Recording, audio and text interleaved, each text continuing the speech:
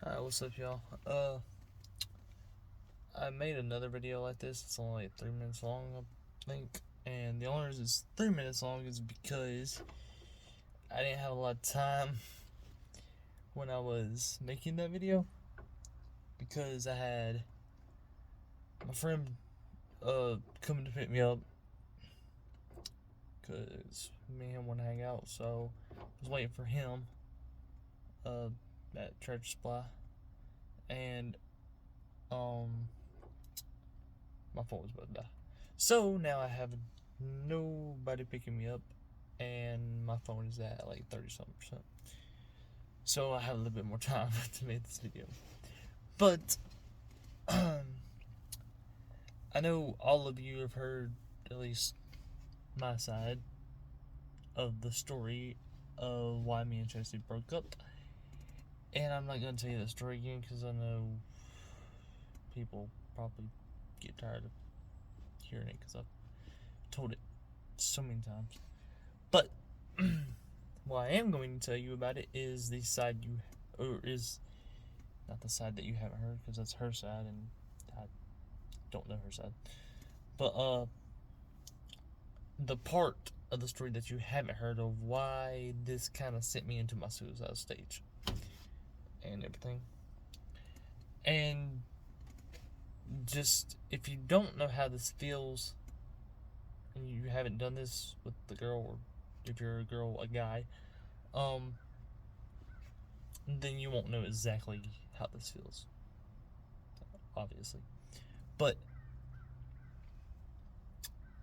so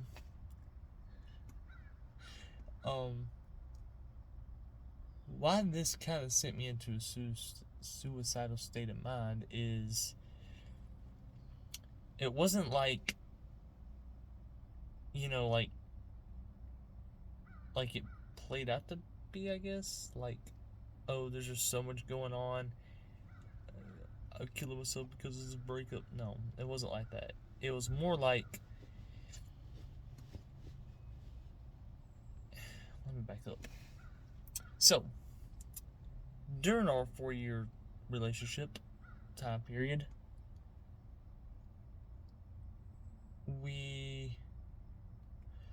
so the first year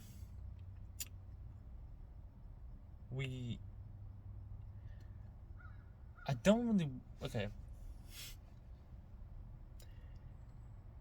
I've told this part already, but if you remember back to that video, I said there was a time we broke up and then got back together.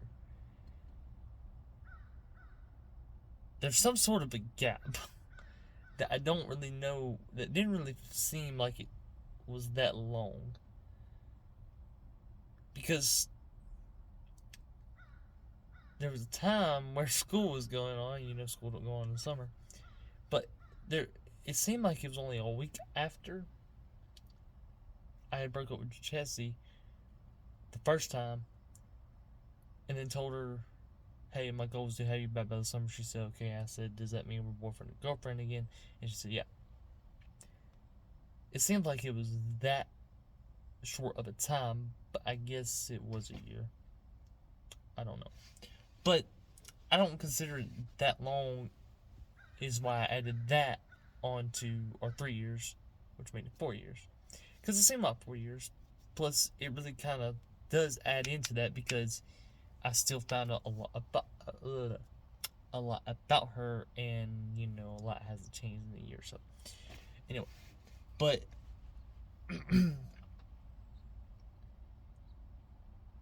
anyway, so what was I gonna say?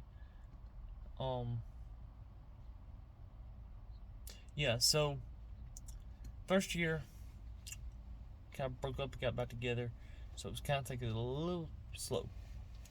Second year is when I started to buy her things and show her how much I love her and everything and all that. Third year, everything was going good. It just kind of seemed we're a little bit distant from each other until like the end of the third year of a relationship. Then we started to get things back up. But the 4th year,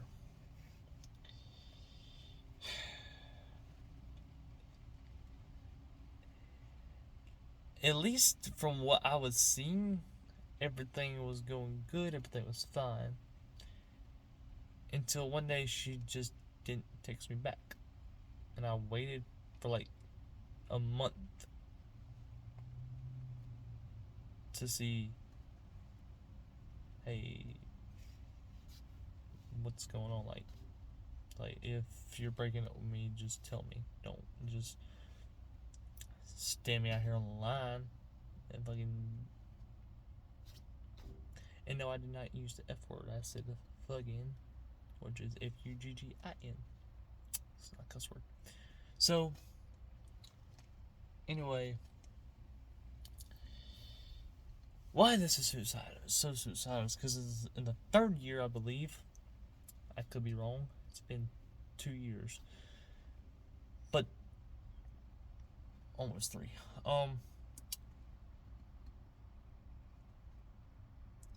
In the 3rd year of our relationship, I believe, we started planning our life out together.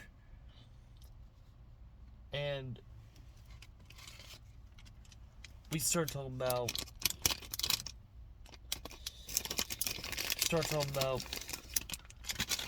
kids, marriage, where we were going to get married, if we were gonna have just family and friends, or just family. The wedding,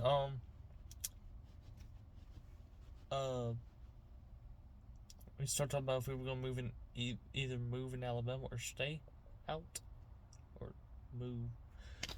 If we were gonna move out of Alabama or stay in Alabama. I'm butchering this video so much. And just kids, if it's 2 boys, 2 girls, or just a boy and a girl, what their names are going to be, everything. We talked about everything. And that's sort of kind of why it was so hard for me to deal with this once you ended it, because, you know, it's hard anyway when you plan your life out with somebody and then they just take everything you have and just shred it.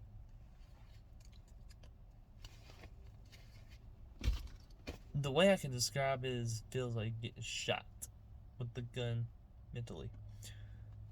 Because it messes with your mind when you go into that state of mind where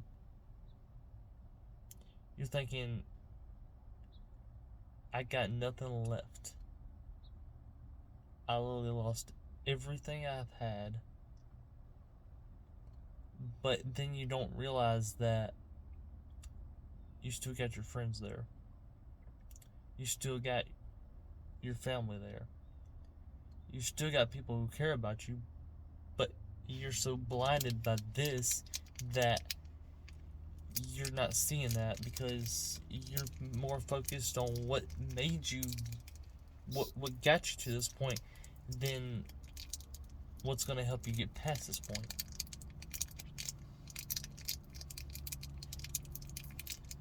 And people are going to be like, I know there's going to be people like, oh, you're lying, you don't know anything about this. I've been through this. I'm speaking from experience. Now, this may not be you, but I'm speaking from what I experienced. You may not experience this. You may never will, but I have, so.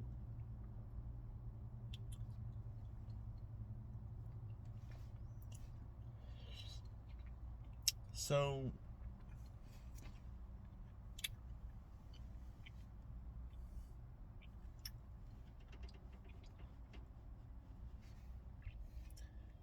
anyway, so going back to it the main point of this video.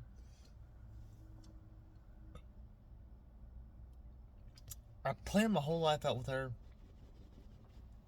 and at first it didn't really, bother me. Because at first I was like, okay, well, it's over. Just nothing I can do. Until I got in the mindset of, hey, fight for her. If you really want her that bad, if this is what you think it is, fight for her. And I did, but I don't think I was seeing exactly what I was doing while fighting for her. I was more like, it's kind of like she was waiting for me, but I was running away from her even though I was fighting for her at the same time. I'm not saying like I was keeping her just close enough to where I still have my own freedom and everything. I'm not saying that, all relationships are like that, but that's basically what people were thinking, that, hey, you're just keeping it close enough just so you can have your own freedom. No, it wasn't that. It never was that. I was just so hell-bent on getting her back, but I was pushing her away instead of, I was fighting in the wrong way, basically, is the only way I can describe it. But yeah, that's what kind of triggered that suicide stage.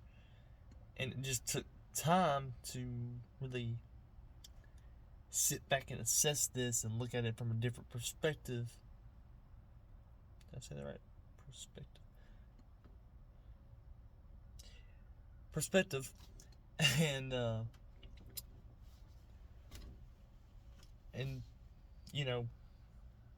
see that, hey, this is not what I need to be doing. But I'm gonna add this in this video too.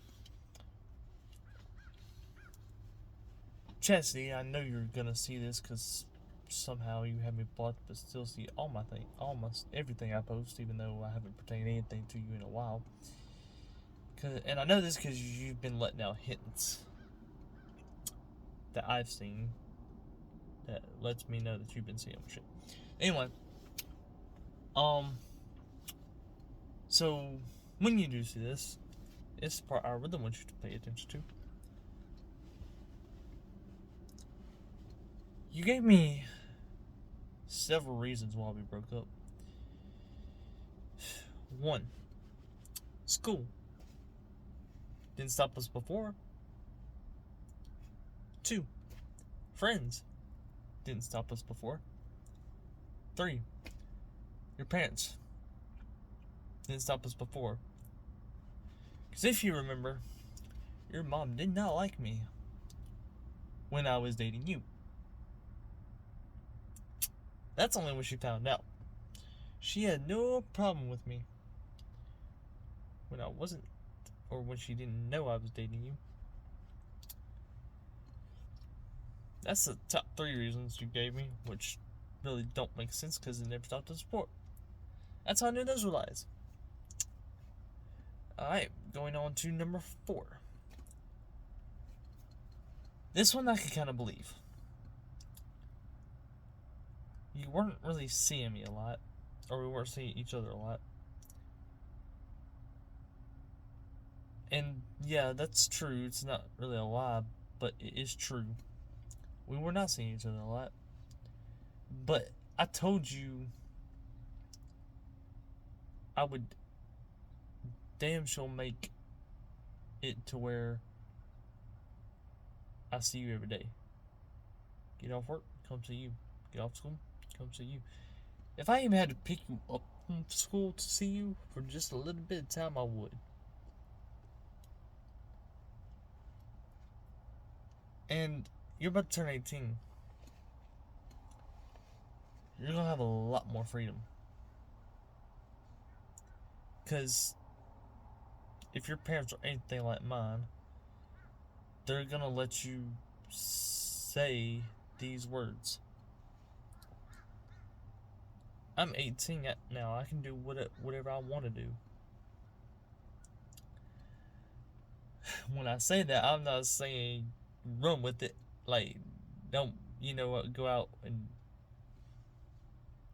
be like a hellion and be like, I'm 18, I can do whatever I want to do. I can do this. No, no, no, no, no. What I'm talking about is going out with friends, going anywhere you want to go, basically freely. Because I don't even have to tell my parents I'm going anywhere. I just go. Couldn't do that before I was 18.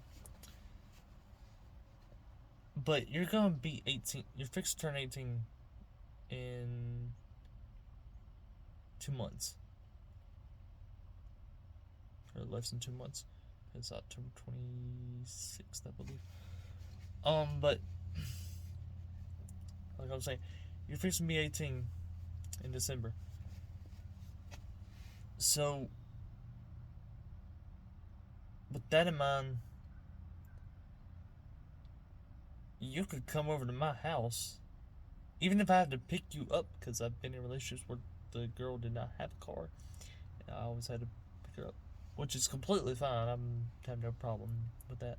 But if I had to pick you up in order for you to come over to my house, I would in a heartbeat. But anyway, going on to number 5. He lost interest. I mean, okay, but what exactly am I supposed to do to spark interest back in me? Like, I can't really do a lot because I'm not your boyfriend. I don't know exactly what to do. I mean, I don't think that's any of those are the reason. I think the reason why you don't want to take me back, or one of the reasons you don't want to take me back, is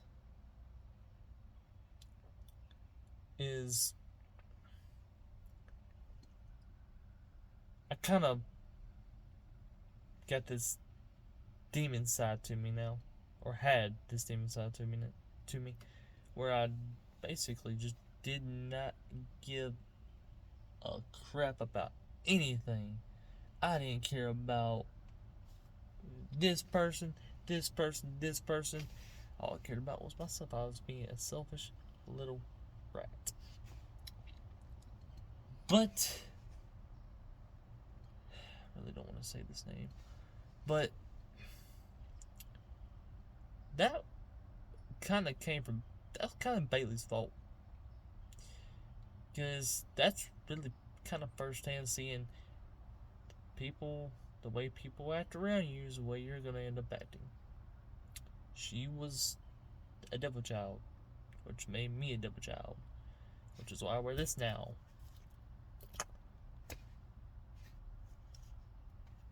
Now, I pray every night.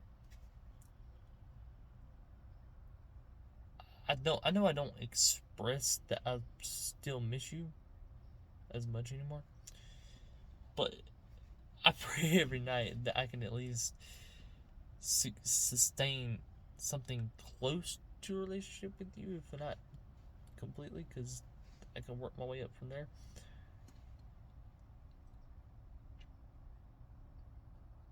But like I was saying, I don't know how to spark interest back in.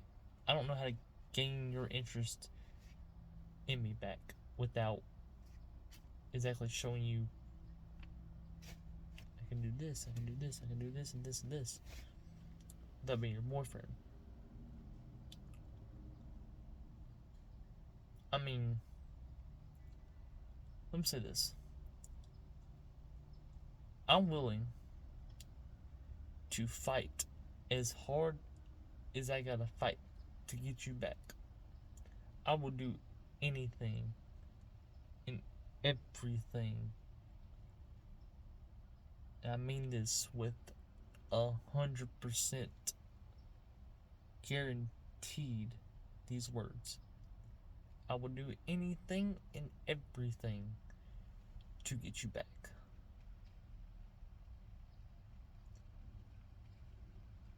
I'm trying to express this in the simplest of ways I can possibly think of. I would kill someone for you. Not literally, because that's a crime, but metaphorically, I would. And if it come down to where the only two people on Earth was me and you, and there could only be one of us, I'm gone. You can have immortal life on Earth. I would die for you. Literally. If I had to die for you, I literally would. If you were about to get shot, I would step in front of the bullet. I've been shot before. I can handle it. Even if it was straight to the heart or straight to the head, if it killed me, I would not care. It was for you. If this don't show you how much I really care about you and how much I really love you, I don't know what else I could possibly do. My whole notebook of songs, not every single song, but a majority of them are about you. I got like maybe 4 that are not about you. But you gotta think, that's 75 pages. And only 4 of them are not about you.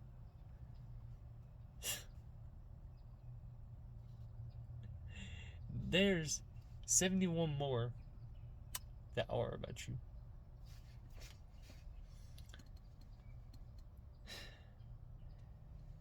Even my friends could tell you that, hey, he really, really, really cares about you. He really, really, really loves you. Let me say one more thing. Me and one of my buddies were talking, and we're talking about relationships just in general. And I brought up our relationship. And I said, he was talking about how when he asks out a girl, he basically is saying, watch out, you can try to fix me all you want, but it's not going to happen. That's not what I'm saying. After everything I've been through, I'm not the same. I mean, I'm, slowly trying to revert back to that boy you fell in love with, which I think I'm like 1% not there. I'm 99% there and 1% not there. But